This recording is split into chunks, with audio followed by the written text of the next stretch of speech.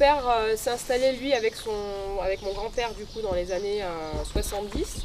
Donc lui sortait de l'école d'agriculture, il avait fait Marmilla à l'époque. Donc vraiment un peu un changement à ce moment-là où ils ont fait le choix de se spécialiser en production laitière et d'augmenter le troupeau laitier. Et vis-à-vis de l'histoire de la ferme, la date aussi très importante pour nous, c'est 2000 où moi j'étais pas là à l'époque, mais où mes parents et mon oncle ont fait le choix de passer en agriculture biologique. Donc ça a été un sacré changement au niveau des pratiques. C'est pas que la ferme était forcément conventionnel intensif, hein, mais il y avait l'utilisation de pesticides, d'engrais, on était sur des races production laitière classique, enfin voilà un modèle conventionnel. Et ça a été un sacré changement puisque forcément il a fallu apprendre à travailler autrement, que ce soit au niveau des cultures, des animaux, parce que les soins aux animaux, c'est très différent aussi. Il y a eu le changement de race, vous verrez, on a un troupeau multicolore, donc pour aller vers des races plus rustiques justement par rapport à la pratique de l'agriculture biologique. Et ça c'est une date vraiment importante parce que ça a vraiment changé les pratiques au niveau de la ferme. Du coup, on va commencer par la nurserie où il y a les veaux, et, puisque pour faire du lait, il faut forcément des veaux. Donc au niveau des veaux, du coup, donc après 9 mois, la vache fait son veau. Donc ce qu'on fait en général, c'est qu'on les laisse ensemble, ça dépend, une journée maximum ou 2. Et très vite on les sépare et on amène donc les veaux ici et puis après on traite les vaches et on les met avec le troupeau laitier. Et du coup on les garde pas, on les laisse pas ensemble parce que alors c'est pas évident parce que le veau qui a tété sa mère et qui a pris l'habitude de téter sa mère, quand on passe à la tétine et au biberon, ça peut devenir très compliqué. Donc ça nous simplifie le travail aussi de les séparer assez vite et finalement qu'on les sépare à un jour ou à une semaine, la séparation est là, mais elle est peut-être un peu moins difficile que quand le veau est resté. Donc nous on traite les vaches, justement les mères, on les traite à part dans des seaux à la salle de traite, et ensuite on amène avec des petits bidons le lait ici, et on donne donc le lait au veau. Donc vous voyez, il y a des biberons collectifs quand ils sont plusieurs, ou des biberons individuels. Voilà. Là quand c'est l'heure de la buvée, vous rentrez pas dans le parc, hein. Ils sont tous, ils ont faim. Donc, du coup, on met le biberon collectif, il se débrouille. Qui a été faite il y a 25 ans, donc elle n'est pas toute jeune, mais elle reste très fonctionnelle. Donc, on n'a pas de projet d'investissement ni dans des robots de traite, ni dans quoi que ce soit d'autre. Voilà. Donc là, du coup, on traite donc 2 fois par jour, matin et soir. Donc, le matin, c'est 6h30 en général. Le temps de traire, plus de tout nettoyer, en général, on termine vers 9h.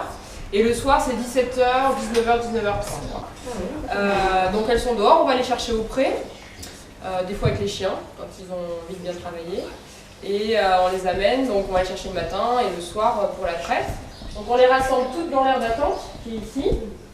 On ferme les portes, bien sûr, de chaque côté. Et elles rentrent 6 par 6 en épi, quoi. Elles se mettent les unes derrière les autres en épi.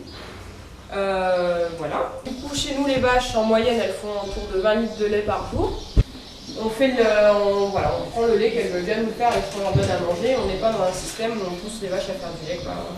C'est pas notre objectif. Ce qui fait qu'en gros, sur l'année, au niveau de la ferme, on produit autour de 400 ml de lait. Donc ça paraît beaucoup, mais bon, voilà, pour comparer. Et sur ces 400 ml de lait, on en transforme aujourd'hui environ 50-60 ml. Donc finalement, c'est pas une grande partie. Mais ce qui est important par rapport à l'atelier de transfo, c'est que quand on l'a mis en place, ces 50-60 ml de lait qui ont été transformés ont permis de créer un revenu supplémentaire pour un associé. On posait la question de savoir si tout le lait était transformé. C'est vrai qu'aujourd'hui on passe beaucoup de temps déjà pour transformer ces 60 ml, donc s'il fallait transformer 400 ml, ça serait une petite laiterie, quoi. Il faudrait beaucoup de salariés. Et puis, nous, ça nous va bien d'avoir un système mixte parce que vous voyez, aujourd'hui, on est dimanche, le laitier est passé ce matin, il est quand même vendu, j'ai pas eu besoin de transformer ce matin, voilà. Ça nous permet de prendre 15 jours de vacances par an, on y arrive. Donc ça nous permet cette flexibilité aussi. Voilà. Pour reconnaître les vaches, on met des petits bracelets en fait aux pattes des vaches. Et voilà, puis quand on a fini de traire, du coup, on nettoie tout. Et puis on recommence le soir. Et 365 jours par an. D'où l'intérêt aussi d'être plusieurs pour plein de choses. Il y a la charge de boulot bien sûr. Il y a le partage des responsabilités, etc. Mais c'est vrai que le fait qu'on ait des vaches laitières, c'est toute l'année, et donc on a la chance de pouvoir se faire remplacer. Alors nous, on s'organise un dimanche sur deux, c'est-à-dire qu'un dimanche sur deux, on est de repos, et on aura 15 jours de vacances par an, donc c'est pas si mal aussi dans le métier. On peut relativiser, il y a des paysans qui n'arrivent pas à prendre ces vacances-là, il y en a qui arrivent à en prendre, il y en a qui ont 5 semaines de vacances par an, il suffit de s'organiser dans le travail. Donc mais c'est vrai que travailler à plusieurs, ça a plein d'avantages. D'où, moi c'est vrai que quand je me suis installée avec Yannick, pour moi c'était évident d'aller jusqu'au consommateur, parce qu'on on travaille en bio, on essaie de faire du mieux qu'on peut avec nos objectifs, être cohérent par rapport à la démarche d'agriculture biologique. Et finalement, c'est une laiterie qui nous le ramasse, on ne sait pas forcément où il va, on ne sait pas où il est transformé. Bon, ça reste en France, hein, ça ne part pas à l'étranger, mais on ne maîtrise plus rien. Et puis voilà, du coup, ça paraissait d'autant plus cohérent de transformer une partie du lait sur la ferme et de le vendre en direct aux consommateurs. Pour notre métier aussi, moi en tout cas personnellement, je trouve que c'est vraiment valorisant. Il n'y a pas que l'économie, il y a aussi le sens donné à notre travail. C'est la philosophie de la recherche. Voilà, c'est d'aller jusqu'au consommateur et pouvoir en parler, sensibiliser, informer.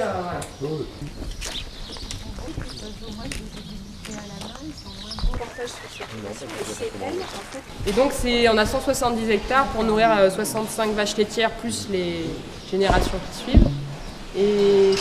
Et du coup, on fait toute l'alimentation des vaches sur la ferme, quasiment tout, 95% est fait ici. Donc en bio, vous en doutez aussi. On fait nos céréales. Donc vous êtes passé à côté en même temps, vous avez vu, elles sont très belles cette année. C'est pas souvent qu'on a des céréales aussi hautes, donc c'est plutôt une belle année pour les céréales au moins.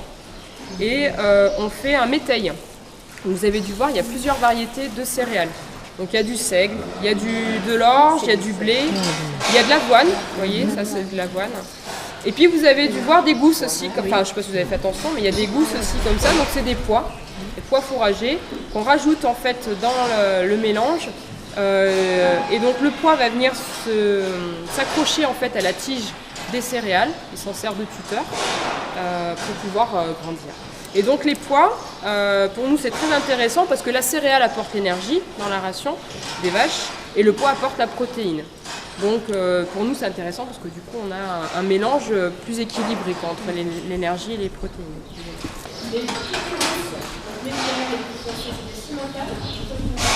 Aujourd'hui on fait les foins à fond, du coup comme tous les paysans du coin. Donc le système de séchage en grange nous permet de ramasser du foin qui a été juste à peine séché dehors et qu'on finit de sécher ici. Donc concrètement on coupe l'herbe, on la fane un petit peu, c'est-à-dire qu'on la retourne juste une fois, on fait des andins et ensuite avec la remorque comme celle-ci, là, une remorque autochargeuse qui avale ces andins, on remplit la remorque, on vient la décharger ici. Jusqu'au fond du bâtiment, il y a 3 grandes cellules où le foin est mis en vrac dedans. Il est mis sur des caillebotis. Et au niveau des caillebotis, en fait, il y a des ventilateurs qu'on entend là.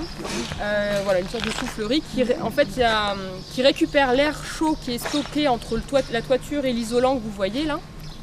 Cet air chaud est récupéré pour alimenter les ventilateurs et finit du coup de sécher le foin.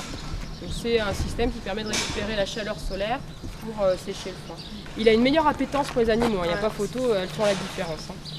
Le deuxième avantage, c'est que comme on le manipule très peu, il garde toutes ses feuilles, donc il a une meilleure qualité nutritive, ça c'est important aussi. Et le troisième avantage, c'est que les chantiers de récolte sont beaucoup plus simples, c'est-à-dire qu'on a 2-3 jours de beau max, on peut ramasser.